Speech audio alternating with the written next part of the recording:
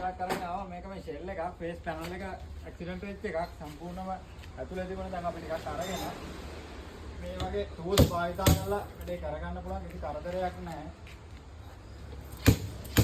ඊගාව තියෙන අලුත් ටූල්ස්.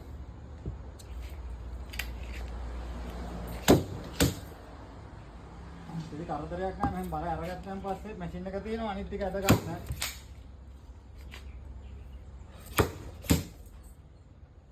අතුලේ ඩෑෂ්බෝඩ් ගලවගෙන ඒවා දාන්න කාලේ දැන් ඉවරයි. අපි ටූල්ස් වලට පැන දෙන්න ඕනේ.